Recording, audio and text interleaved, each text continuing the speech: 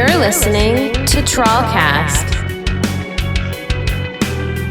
That's right, ladies and gentlemen. Welcome back to Season 2, Episode 22 of TrawlCast. My name is Sean Matthews. And I'm Seth McClellan. Seth, what are we talking about this week?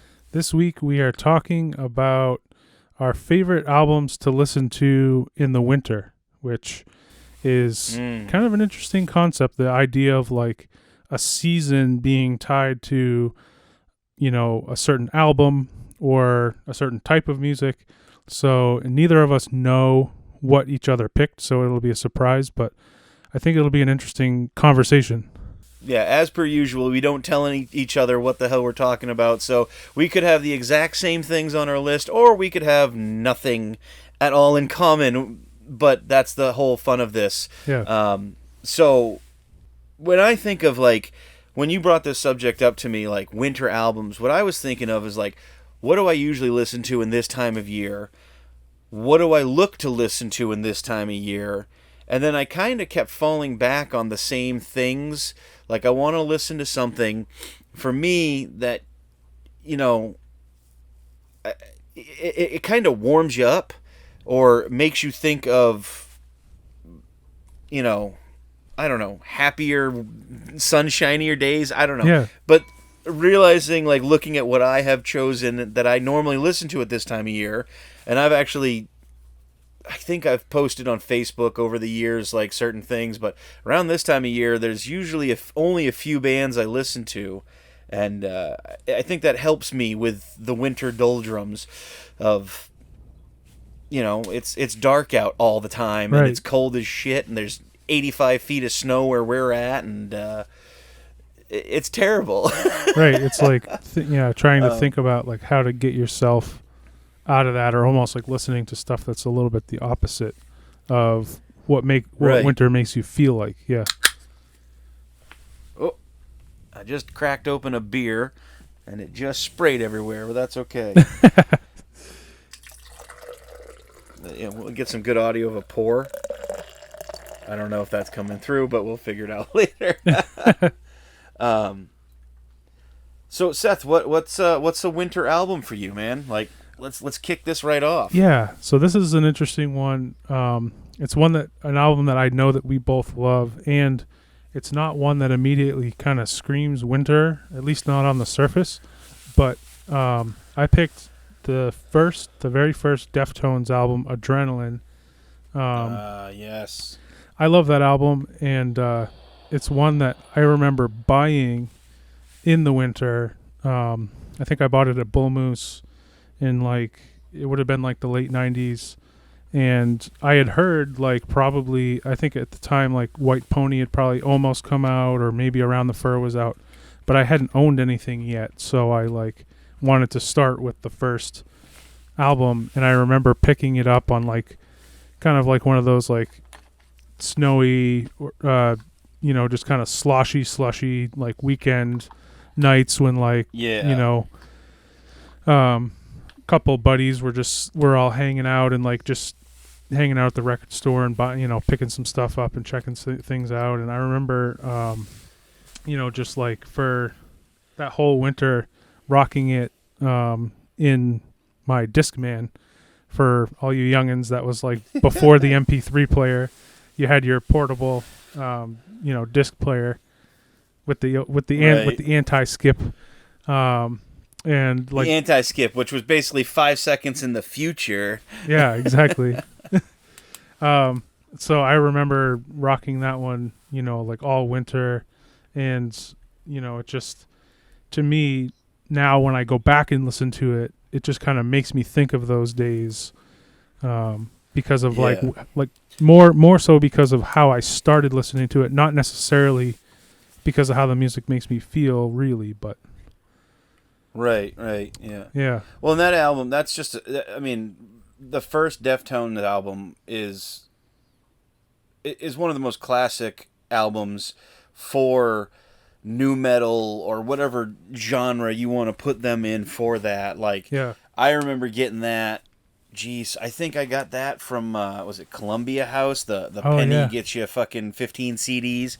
Yeah, I'm pretty sure I got that and Around the Fur, like at the same time, like for the penny deal. And I mean, Nice.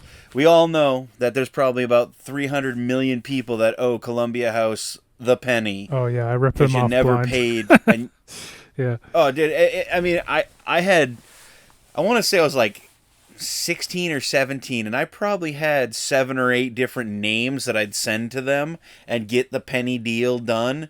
So, like, I had so many CDs because I just kept doing that. And then was like, I remember the deal was like, you buy 10 CDs for a penny, but then you had to buy a certain number of CDs for full price for like a year, but it was only like 4 CDs in the next year, Yeah. and At everything full was retail. good.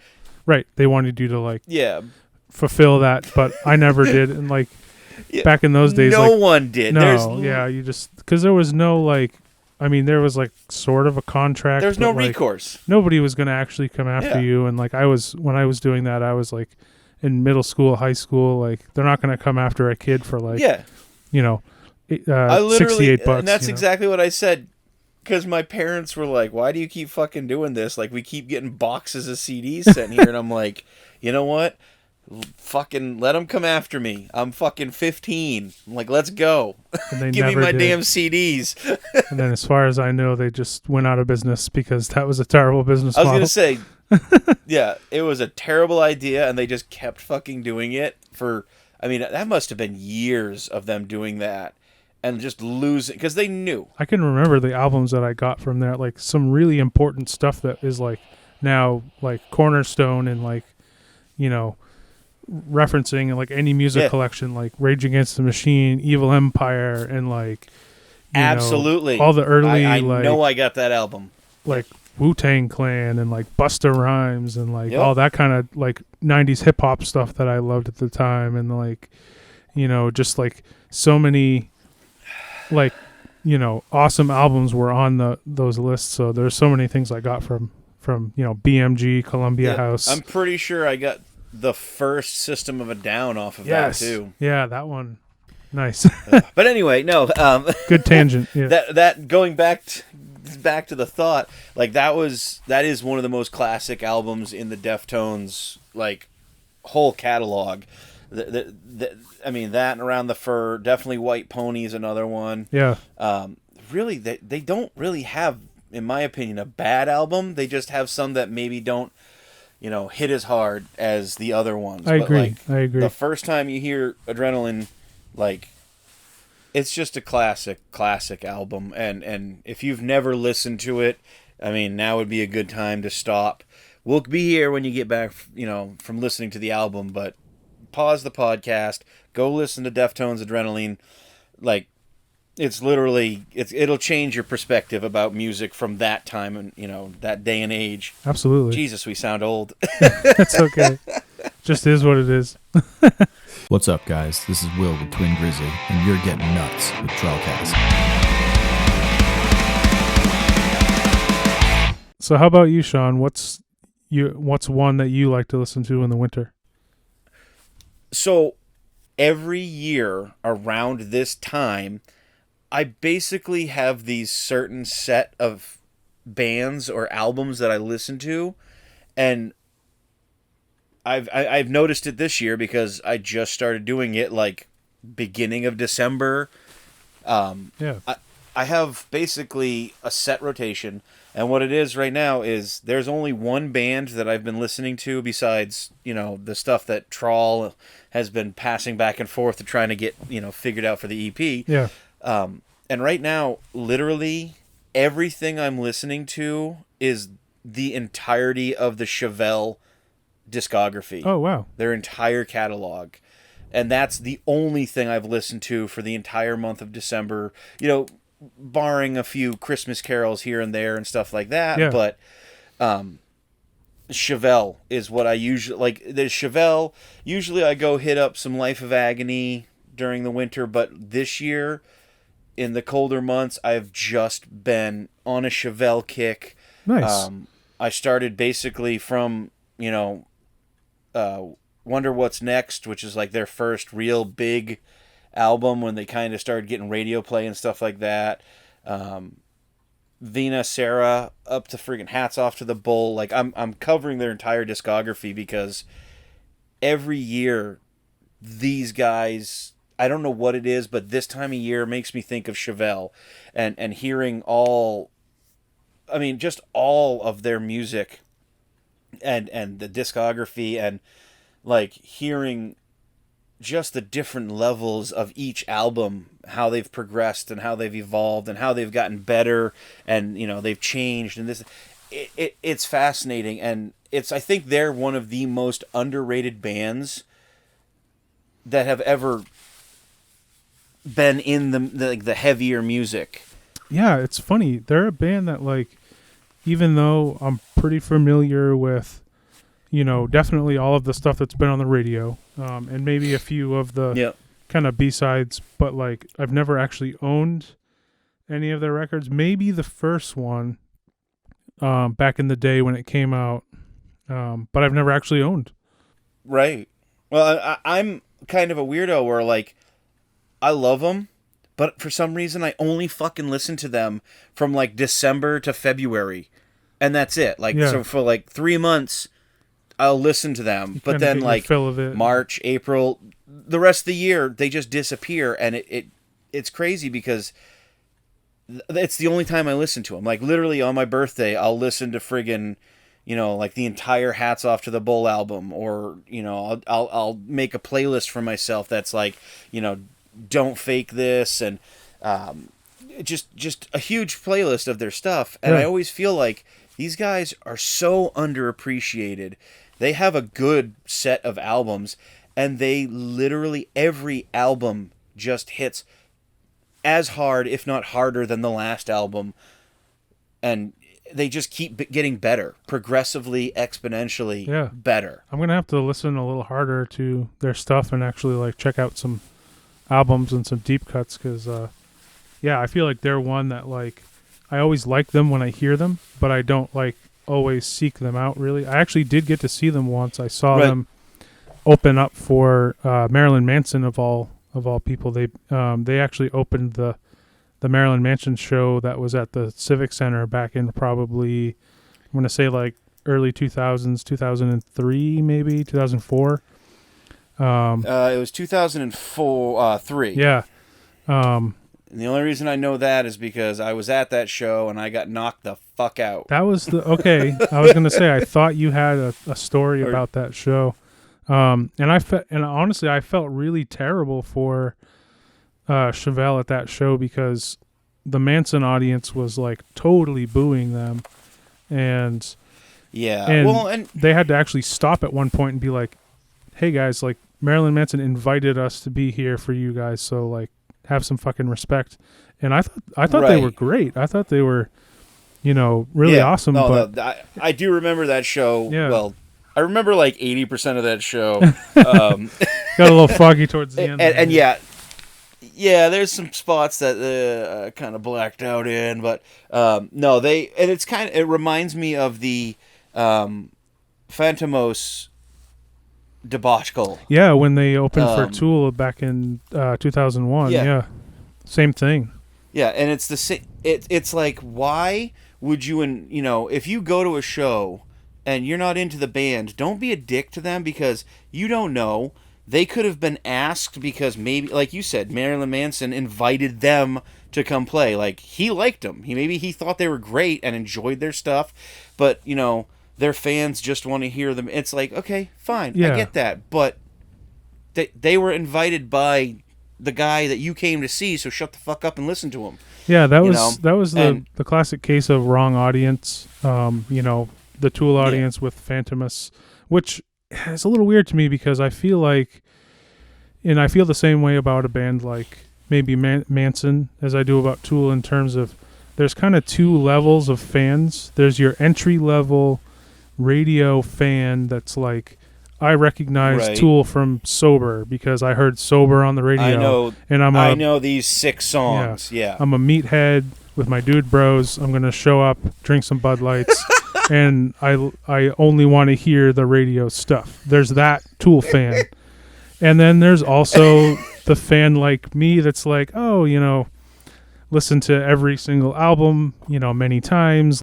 I'm that over-prepared, right. Tool stand. I do feel a little shows attacked up right now because I don't know much of the B side of Tool. But that's I know pretty much all the radio hits. But you also wouldn't be the guy to show up for Phantomus and be like, like this sucks or whatever. Like just without any context. And I feel like that's what happened with Chevelle and Manson was you've got your right, yeah. And Manson maybe so because of like Manson's almost where he's in that kind of shock rock, almost a little bit more scary, like like fans are a little bit more extreme category.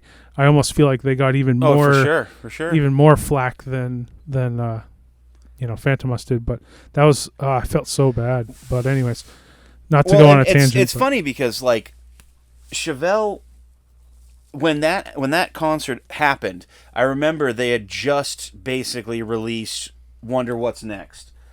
It was their first real major, like, here's this band of, and I'm pretty sure they were all brothers at that time. I think it's you're no right. longer a full-fledged, I can't remember, and I apologize to Chevelle. I think now it's two of the three brothers and then like their cousin or something like that. So it's still a family adventure. Yeah. But I could be wrong, but that was like their first thing. So basically, everyone knew In the Red, Send the Pain Below. Like, they knew the radio hits. Yeah. And that was the thing is, like, back then, those radio hits were kind of built to not necessarily be as aggressive as what else was on the album. And people were... That was the hit per se. That was the radio cut where... Well, and it's like... Yeah, a lot of other songs that were a little heavier, a little bit more heady than what was on the radio, Well, like Marilyn Manson, if you look at some of his other stuff, like when you start seeing, like, you see Beautiful People, and everyone knows Beautiful People, like, that's, in my opinion, that's not even, like, the heaviest song or the best song on that album. No. It just happened to be the one that was just right for radio and MTV play to get people to get his attention, to be caught. And then... Yeah, it was simple and catchy. When they... That was the one that caught fire, but the rest of Antichrist Superstar is very in-depth and strange and deep. It's a great album. It's great. Yeah, it's been quite a while since I've listened. Actually, I think recently, I think it was last year, was it Daisy Berkowitz that passed away? I know one of the original members, one of the early members. Oh yeah, passed away. So I can't remember, man. I went back through and listened to some of the stuff, and I was like, damn, like this was some really inventive, crazy, strange like stuff. And I loved that stuff in high school, especially for that time. Yeah, it was different, and that's what really stood out to people was it wasn't like the exact same cookie cutter metal or whatever the fuck it was at that point in time. Like, it was something that was different, but it was still heavy, so it could get the the heavy Pantera fans and the scarier Cradle of Filth fans, because those bands have been around for years already at that point, and kind of combined them into two and be like, hey, here's your meeting ground, here's this guy who's going to do this and this, and you're going to like it. But going back to the thought process, like, that was when Chevelle, like, that show, I remember that, like I said, I remember about 80% of that show because they, it was basically like one of their first or second big tours that they ever did, and it was, they were just trying. Hey, how's it going, everybody? This is Shell from the band Stillborn Condition, and you are listening to the TrawlCast.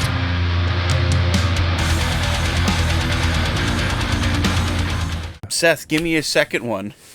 All right, so I deliberated for like a while because I had some other albums that were very lesser known, that were very like out there, and I was like, I can speak to these, but they might be things that like you guys as listeners, or maybe like you, Sean, probably didn't hear, so it would be hard to like talk too much about some of it. But I went with like one that I was like, I know universally everyone could probably connect with this. Pink Floyd, Dark Side of the Moon. Okay. Because my idea and my thought behind the whole winter album thing for me is it's almost kind of like, and it kind of comes from that era, like I was talking about, where I had my Discman and I listened to stuff kind of solo, like by myself, in headphones, because I feel like there's almost this kind of you were in your own headspace. Yeah, there's like this seclusion to winter where I almost feel like in the summer, you're listening to music at parties, you're around your friends, everyone wants to put on the summer jam. That's like stuff that everyone can kind of get behind. But like in the winter, it's almost kind of like this solo journey where you've got your headphones on and you're like listening to the intricacies and listening to stuff that's not so obvious. And I feel like Pink Floyd Dark Side of the Moon is like probably, one of the best concept albums of all time. Even though it's like massively popular and massively, well known and respected, Right. It's also very, very personal. It's one of those things where it's almost weird to listen to Dark Side of the Moon with somebody else. It almost requires you to like put your headphones on or just like space out by yourself and like listen to it, and really pay attention to the vocals, all the parts, the whole concept, the kind of rise and fall of things, and just really take it all in. And I feel like that is almost a winter concept to me, because I feel like I'm more likely to, do that kind of space out listen in the winter than I am in the summer, when I'm just like driving around, windows down, summertime, or Right. like hanging with friends. So that was my Summer loving. Oh, exactly, yeah. So that's my like like thought process behind why I think that's a winter album for me. But I like that though, where it's the idea of going back into, like, even nowadays you see people with headphones in and they're listening to Spotify or their iTunes or Google Play, whatever their whatever program you happen to listen to, and like you can see that they're in their own headspace, they're in their own minds, and having something like that, especially for kids. Like my oldest son, he constantly has headphones in, and I ask him once in a while what he's listening to, and I'm not gonna judge him on what he listens to, but he gets into the music, and you can see that he is, as he's typing his schoolwork out, or as he's doing the dishes, you can see him get into his head, and he starts feeling the music, and I think that's something everyone needs to find in their life is, find that time where you can lose yourself in something like that. yeah, Like I remember sitting on the school bus going to school, having my Discman, and literally like listening to a CD and almost forgetting to get off the bus at my bus stop because I got into my head listening to something. I found another dimension of my brain as I was stuck in a, album that I'd never listened to before, or I'd been listening to nonstop for months and months and months on end. yeah. And I think everyone needs to experience that with a little bit of music, or, it's just whatever that you can do that with. I think it's really cool. It's really fascinating to like have that experience and be like, what the hell was I doing? I just kind of got lost in that song, or, I was reading this book and all of a sudden it's, it's dark out and I started reading and the sun was rising. Like, what the hell's going on? Like, how about you? Other than Chevelle, like what kind of what other stuff are you? Are you no, listening it's to? just Chevelle. No, I'm just kidding. Exclusively, yeah. Exclusively for months and months on end. Another thing that I plan on actually going back and listening to in the next couple weeks is a band that I have, like, when I first started listening to them, I was very much late to the game, and I don't have an excuse or a reason for that, but when I started listening to this band, people were like, man, you're so far behind, and you need to listen to this, and you should listen to this album, and I still haven't to this day gone and done a lot of that. Like, some of them I have gone back to, because there's some, like, perennial classics that you have to listen to understand the band, or just know what they're really famous for. Yeah. And that's the band In Flames. Oh, yeah. And it's the Come Clarity album. Nice, man. I think that came out in like 2005 or 2006. And that was like the first album I listened to by them. And I love it. I just absolutely love it. And I plan, like I said, on the next couple weeks or so throwing that back in to my rotation to listen to, because they're just great. And I think it was last year, or even this past year, like 2020, they just did the 20th anniversary of the Clayman album, which is one of the albums that everyone's like, oh, you gotta listen to that. Yeah, that's one of those albums you have to listen to to really understand In Flames. Yeah, that's the only In Flames album I ever had, was Clayman. I remember. Really? Yeah, it's so weird. I think I got it at like a pawn shop.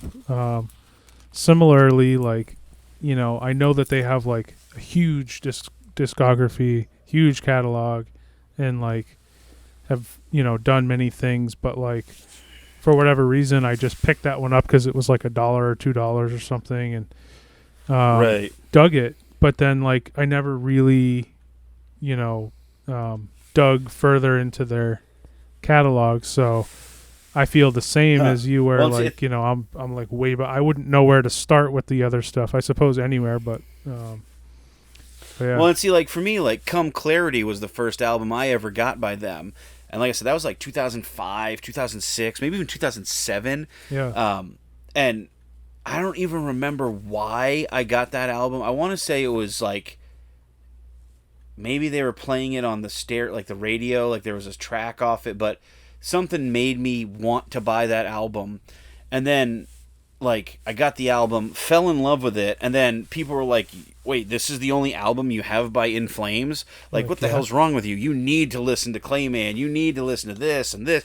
And it's like, yeah, okay, cool. No, I'm digging them. Just give me a minute. And, like, it took years, I'll be honest. Like, it was probably, like, 7-8 years ago. Yeah. I finally listened to something else by them, because... Actually, no, I had... There was another album, I think... I'm trying to remember exactly what the hell it was called. A Sense of Purpose, I think it was. Yep. It had like a cover with it looks like Where the Wild Things Are. I just looked it up. Yep, A Sense of Purpose from 2008. Nice. The Mirror's Truth version. But yeah, I had that album too. But like, I had Come Clarity, which came out in 2006, and the very next album was A Sense of Purpose. I never owned anything else by In Flames until years later. Like, it was probably 2013, 2014 that I ended up getting Clayman. I got Colony.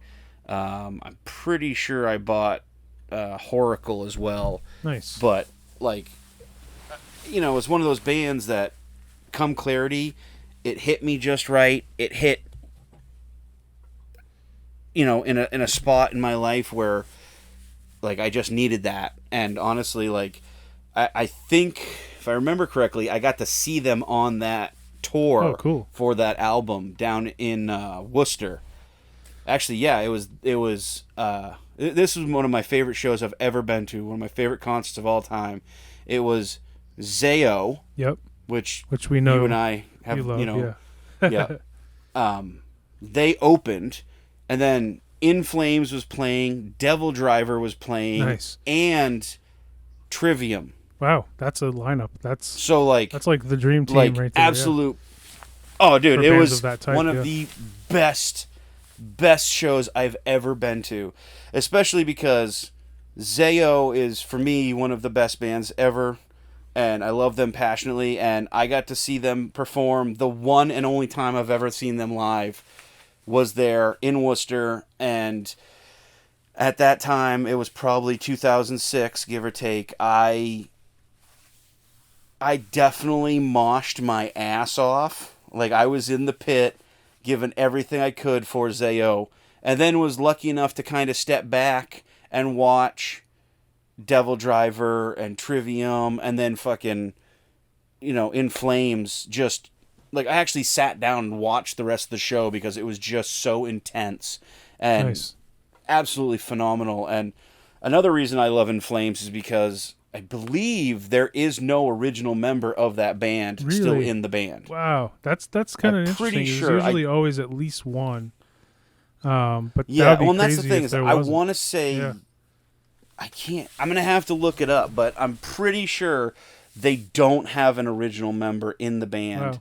because that was one of the things that really drew me to them later on, was the fact that they just don't have, like, the original members weren't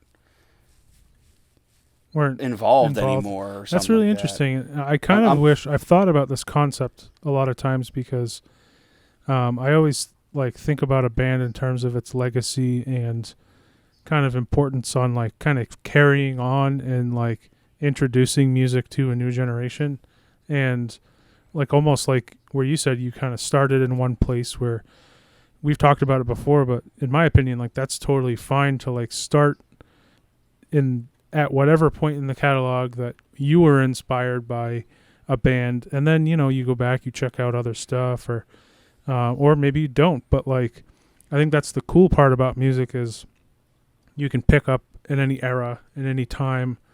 But I always thought it would be cool if there were more bands that basically pass the torch, or threw the keys to the castle to some younger musicians who maybe started as part of the band, and then it was completely taken over by another lineup that can carry on the brand and keep doing even though they're not my favorite band, say a band like Kiss, why couldn't some younger guys go out and do that show amazingly for a lot of people for the next 50 years that want to see that show, just because the original guys are too old to carry it on. It's that's something that people should continue to see, almost like a theater revival, when they revive Absolutely. old Broadway plays that existed back way back, even some of them 100 years ago or a long time ago.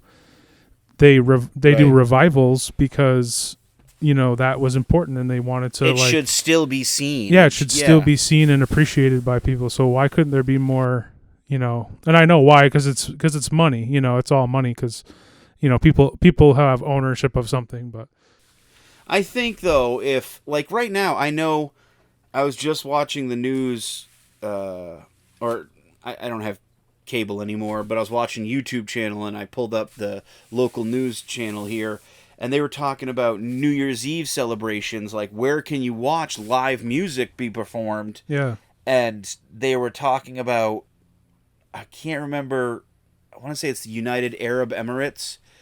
Kiss is playing there, and they have something like 70 cameras to go, and they can play live. They're in a big open area, so that's not, pandemic, be damned there. yeah. But they're going to have all these, things. But it's $40 for the basic stream of their show for New Year's. Yeah. That's There's also expensive. Yeah. Oh yeah. Well, here's the fun part. There's also a $1,000 streaming package for that show. Oh, you can pay includes, $1,000. It includes merch, a bunch of other quote unquote freebies, but then you get to have, I can't remember what the chick said, but basically you get to have a private video chat with the band.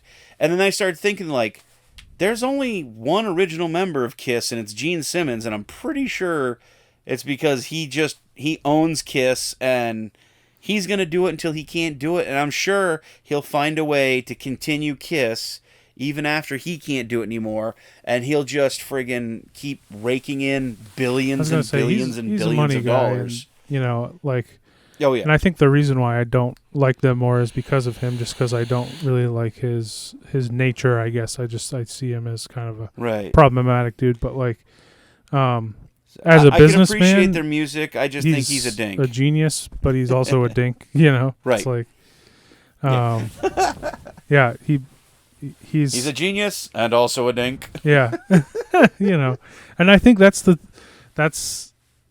case with, you know, many is like sometimes you're a genius, but you're also a dink. Hey, this is Kevin from Drivetrain, and you are in the deep end of the pool with TrawlCast. Gonna pull my bottle up, put it down. Gonna fill my liquor cup until I drown. I'm gonna tip my bottle up to the sky. Gonna drink my liquor up until I die. All right, Seth, you got another one to tell us about? Yeah. So the last one that I picked, and again, I did a lot of like back and forth, like, you know, should I pick this one? Should I pick that one? But I ended up going with 9 Inch Nails, The Downward Spiral. Which is great album. Yeah, such a great album. It, like, when I first heard it, you're like, what did I just hear? Because it's such an intense, different, you know, like kind of journey of an album. Like, you know, we were talking about like KMFDM earlier when we were talking about like, you know, Manson, and I almost put, you know, 9 Inch Nails in there as far as like as far as industrial bands. I really feel like they brought industrial to the mainstream more so than any other band. You know, even though there were other. What about MDFMK? Yeah, you know, KMFDM and like Skinny Puppy, and like there was others that came out of that, like, you know, early 90s, mid 90s scene that were certainly like, Ministry is another one. You can't forget Ministry. But 9 Inch Nails for me, and especially for me too, like, you know, I think it just came out at that time. Actually, I probably owned it a few years after it was out, just because of like when I was coming up through and going to high school. And I remember a few kids like in the art class that I was in like maybe freshman year of high school were playing it, and I was like, what the heck is this? So I picked up an album and I was like, wow, just really insane, really cool. And I feel like in the same way that Pink Floyd Dark Side of the Moon was like an interesting kind of solo journey concept album, 9 Inch Nails, same thing, you know, Mr. Self-Destruct, Piggy, Closer. I mean, all of the, you know, those songs, but then Hurt, which is, you know, kind of, I think maybe, you know, because of like Johnny Cash covering it later on, like had its own like second legacy and even a second life. But really good album. Really, and that version of it is soul wrenching. It is, and like hearing Johnny Cash doing that song is just unreal. There's actually there's a new on Netflix. There's a new series called Song Exploder. I've been listening to the podcast for a while, but on Netflix there's a new video series called Song Exploder, and they take an artist and take a famous song, and they have somebody bring up the original tracks. Like they pull up all the tracks and isolate parts and talk about them and talk about like what they were going for and like basically dissect the whole song. And Trent Reznor went on and did one for Hurt, and so good. That's what actually kind of like reinvigorated me to like go back and listen to that album recently. And like, oh man, just so, you know, and the whole thing's kind of about like somebody falling into like a self-destructive, you know, sort of downward spiral that, you know, eventually kind of meets an end. And it's just such a like a scary kind of like album that almost was reflective of Trent in that time, because he was himself like kind of going into that, and like he talks about it now, like as a older man who's, I feel like, become a lot more adjusted, and he's become like one of the, almost like I picture like Dave Grohl as kind of one of the, the contemporary kind of heroes of 90s music and music of its time, that like can kind of sit back in his chair and go, I remember when, and like talk about all these cool experiences. I was there when this happened. Yeah, but from now a safer place, where like he's kind of realized, the goods and the bads and the flaws, and he's able to continue to make music, and his career now has been, for the past 10-15 years, really making soundtrack music, and with I can't remember the guy's name, Atticus Ross. Him and Atticus Ross basically are now 9 Inch Nails, and they've made several other several new albums, plus tons of soundtrack stuff that's been, and stuff that you wouldn't even think of. Like I think there's a new Disney Pixar movie called Soul out. Which one was it? There was I think he did that soundtrack. I think. Yeah. Because I believe that's coming out on Disney Plus here soon. Yeah. So like stuff that you wouldn't even really might think, be interesting to think to associate him with, but he's just a genius, and I loved that album at the time, and it's just, I feel like it's one of those, like, that album. Yeah. It slaps harder than a Twisted Tea can, that's for sure. Yes. No, it's a great album, and I remember, I think that's another one I got from the Columbia House deal. So, but it's got so many good tracks, and there is definitely a story to it if you can pay attention, without just getting lost into the friggin' madness that it is. So, yeah. How about you? Do you have any others that you had? Well, it's funny. You mentioned the Johnny Cash "Hurt" cover, and literally, normally around this time of year, it's cold. I'm thinking about warmer things, so I start listening to things that are maybe recorded in warmer places or climates, and I always listen to Johnny Cash live at Folsom Prison Blues this time of year, because you can hear the dry, warm air as he's, slamming through those tracks. And honestly, it's just a classic album. Yeah. And I have it on vinyl right now from my grandparents' collection, and it just is such an animal. You hear all these prisoners are there, and Johnny Cash is just there making music. He's not trying to do anything besides play his show for a bunch of guys that maybe they messed up, maybe they're innocent. It don't matter to him. He's playing some music for the common man, or in that case the locked up man. And honestly, he didn't give two shits. He went in there to record an album that was, and it's funny because if you listen to that album on Spotify right now, it's uncensored, so you can hear him say, "Oh, you're not allowed to say shit or damn." But the album that I was given from my grandparents' collection actually has those words edited out. Oh, really? So you don't hear him say the swears and stuff like that. And it's funny because it's just a fucking phenomenal album. It is, and you can hear the passion he had for playing music for all these guys. And then, just the goodness that is Johnny Cash and his whole, musical collection. He's just a phenomenal musician. Absolutely, man. Yeah, that I totally agree with you. Same here. Like I'm equally a fan of his, and I actually got to go to the Johnny Cash Museum in Nashville, and it was incredible. I won't give anything away because I hope you get to go there someday because it's so cool. But I hope so. Man. Yeah, I too have my grandfather's copy of Folsom Prison, so that one means a lot to me. And you're right, it is a really interesting album because I can't think of many other albums, or maybe there isn't any, but that were like live from a prison like that. And I think that says something about an artist, that like they want to play music for the people, and even almost in a dangerous place, in a dangerous situation, where most people would not want to go.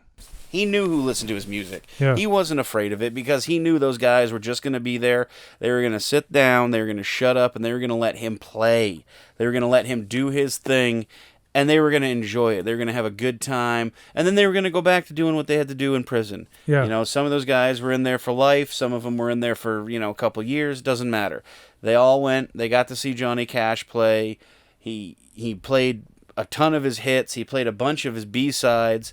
And he had fun. You can hear it in the album. Like, he actually made some jokes, and, he really emphasized just being there and having an opportunity to do something for people that don't normally get to have nice things done for them. Yeah. Just connecting with people. Yeah. So.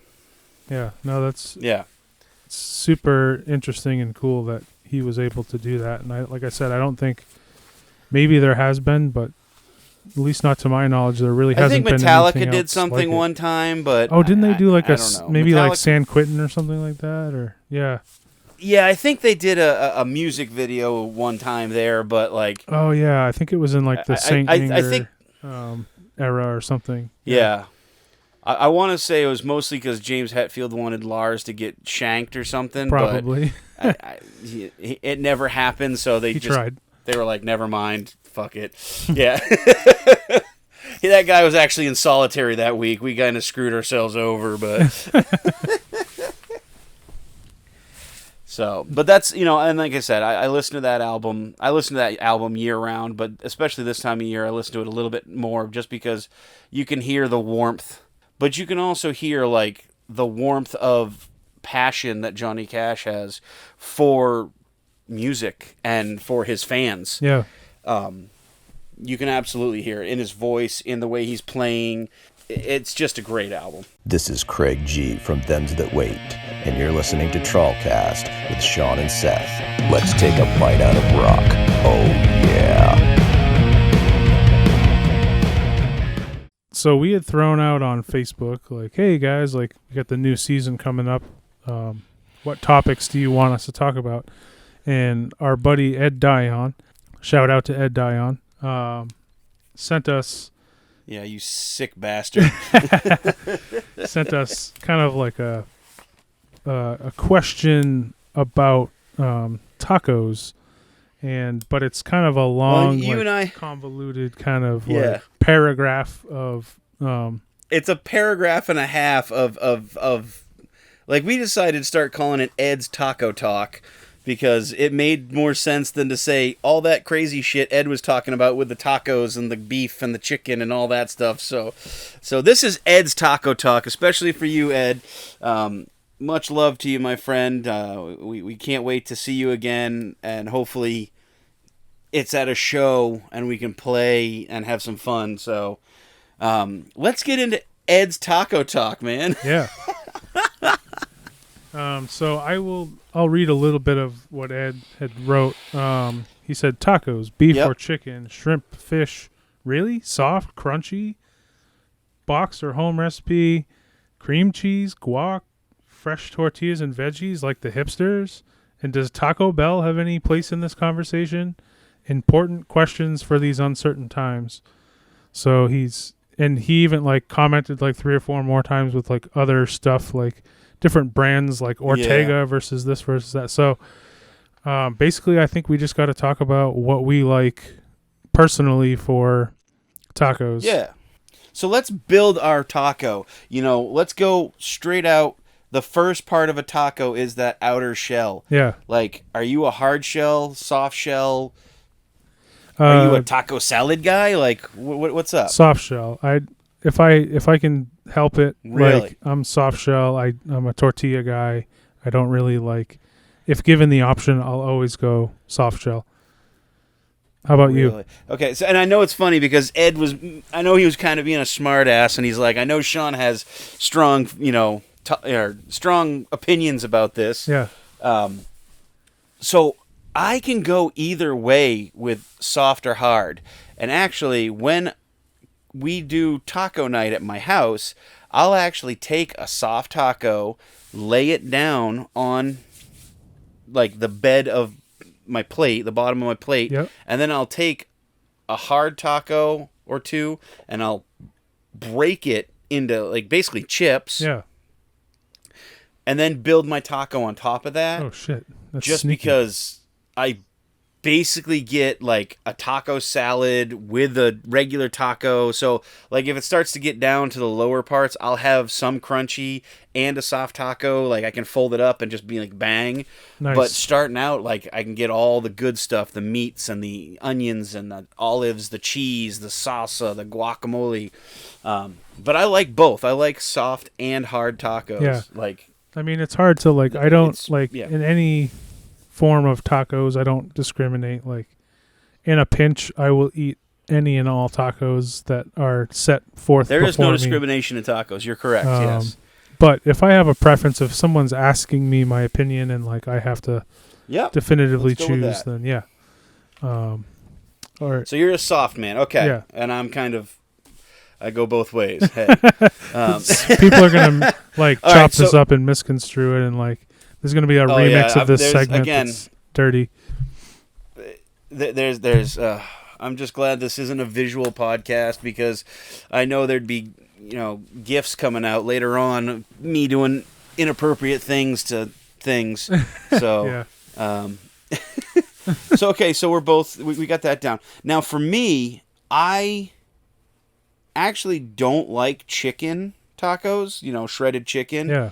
I will have beef, I will have pork, and I will have fish tacos. Okay. So my meats can kind of change depending on how I'm feeling, and especially like if I go to a specific place like Taco Bell.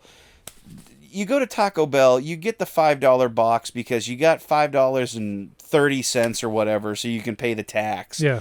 And you just swallow it because that's what you're having for lunch, and you got to move along. That's not real Mexican food. That's not real tacos. Like, Yeah, I'll agree with you can there. go to so many different restaurants and get just unbelievably good tacos. I know Yeah. for a fact that Fajita Grill in Main Street in Westbrook has some amazing tacos. I absolutely love their tacos there. I do like chicken. I actually, if you gave me the option of like chicken versus beef, I might pick chicken, depending on the situation and where it was. I do like beef too. Right. I like the traditional, beef taco, but like, I don't do fish or shrimp or pork or any of that. I usually don't do. I mean, I would do pork, but like usually I'm like, if I have the choice between chicken, I'll usually do chicken. Especially if I go to like Chipotle or something like that, which is kind of the, Right. you're a step up from Taco Bell, but you're not quite at the awesome, authentic taco you're truck. not- yeah. Right. Which there's an awesome one. There's an awesome taco truck in Brunswick that sets up on Main Street in Brunswick near the college called, I think it's called Taco of the Town.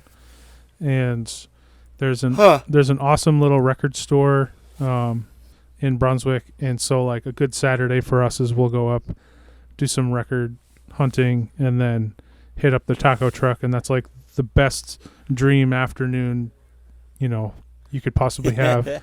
I was just in Brunswick the other day, and I was just off of Main Street. Like there was a road I had to go down to deliver something to one of the guys I work with, and I thought about taking the long way home and going up Main Street and seeing if I could hit some places, because I know you'd mentioned that taco truck, and I was like, you know what? I wonder if they're open today.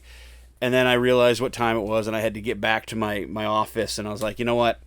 I'm just gonna go back to my office because I'll be there forever just eating. Yeah.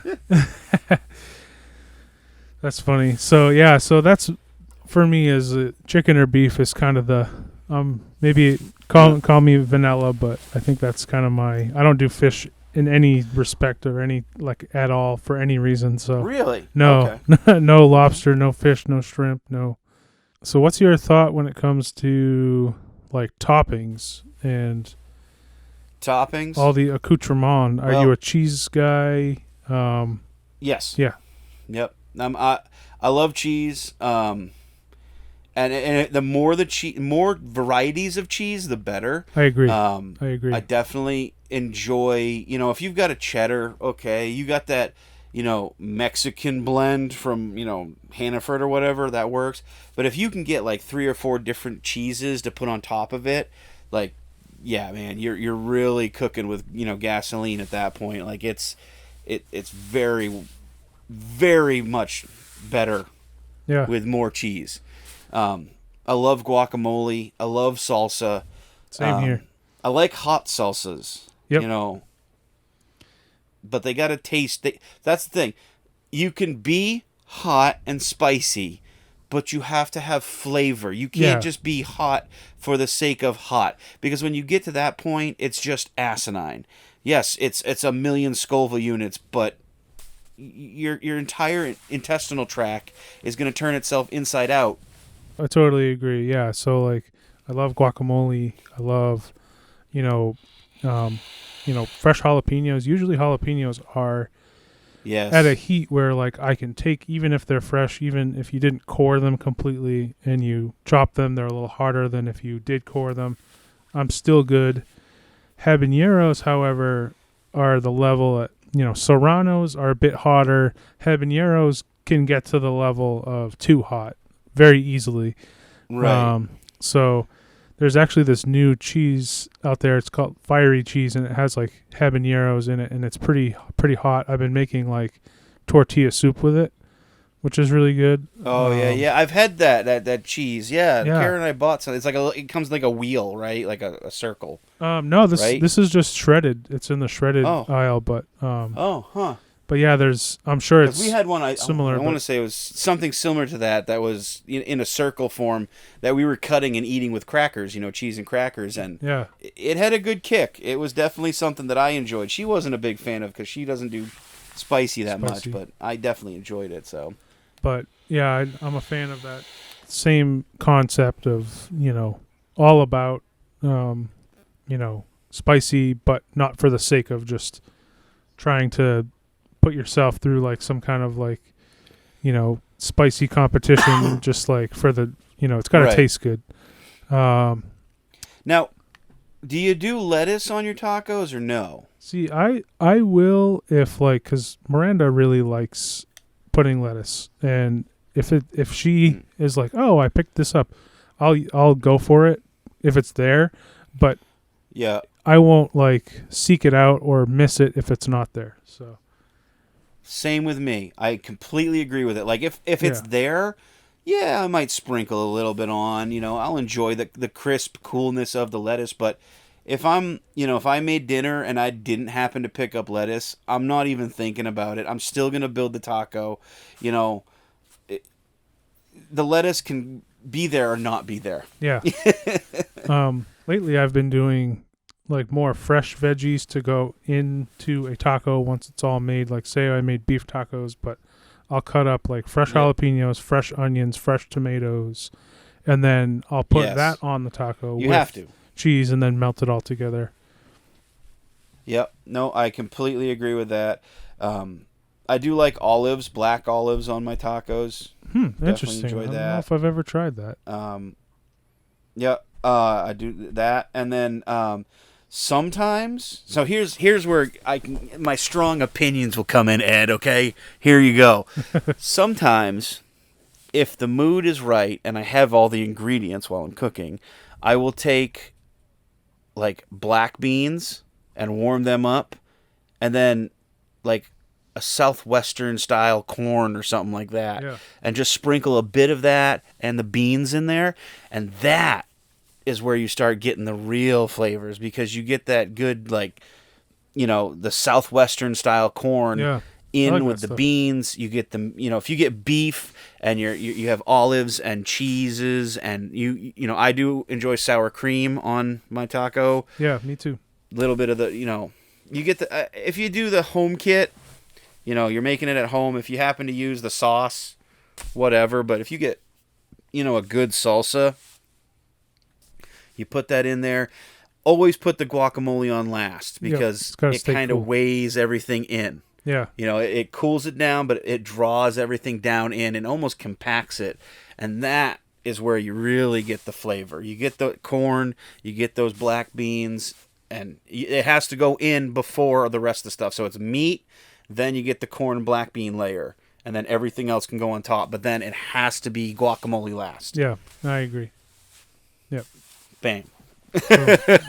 Hey, what's up? This is John from Alliance. You're listening to Seth and Sean on TrawlCast.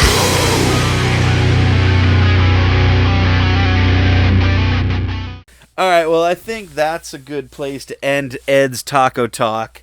If you guys have a topic you want us to talk about, or you want our opinion on something, or if you need help, like we can give some suggestions or some advice if you want. Don't be afraid to hit us up. Send an email to trawlband@gmail.com. We'd love to hear from you guys, and thank you so much, Ed, for giving us Taco Talk tonight. Now that I'm hungry as all hell, that's not even fair, man. Seth, you got anything else you want to say before we go? Yeah, thank you to Ed for the suggestion, for the talk. Hope to see you out there soon, buddy. We always run into Ed at shows, our own shows, plus also I've seen him out at Clutch shows and Primus shows and all sorts of stuff. So hope you're doing well out there, man. And thank you, everybody, for listening to the podcast today. Hope you're all doing well out there. Yes. Well, on that note, thank you guys for tuning in to TrawlCast this week. We really appreciate it. You guys are amazing. If you like what you hear, we are available on Anchor, Apple Podcasts, Spotify, and a ton of other places. So if you look for TrawlCast and find us, hit that subscribe button. As soon as the episode drops, it's there, ready and waiting for you to hit play and enjoy the sweet, sultry sounds of our voices. We're also on YouTube. All you got to do is go to youtube.com/TrawlPortlandME. You'll find any music we release there. You'll find music videos or lyric videos. You'll also find different variations of the podcast up there. So find us on YouTube, hit that subscribe button, hit the bell button, comment, like videos, tell us all the things that you love and hate about us there. If you'd like to send us a voice message, all you got to do is go to anchor.fm/TrawlCast. Hit that button, record a message, say hi to your mom, say hi to your sister. Hell, say hi to your cats and dogs, ladies and gentlemen, and we'll put it on the episode. And you can play it in the car, or, if you want to say happy birthday to somebody through our podcast, definitely do it. We'd love to hear you guys. Yeah, if you have a question, comment, show suggestion, or you want some advice, or just want to send an email, cast a line to us at trawlband@gmail.com. We've said it once. We'd love to hear from you guys. For more information about Trawl and all things Trawl related, all you got to do is go to www.trawlband.com. That's our website. It has everything there. There's a merch store. There's links to all our videos, pictures. There is an email, newsletter thing. Sign up for that, because we do post stuff, every month, once or twice a month, I believe, to let people know what's going on and, just kind of keep you in the loop about all things Trawl. So again, thank you so much for listening tonight. My name's Sean Matthews. I'm Seth McClellan. This has been TrawlCast. We will see you next week. Next time. Some point. Fuck. We will see you soon, guys.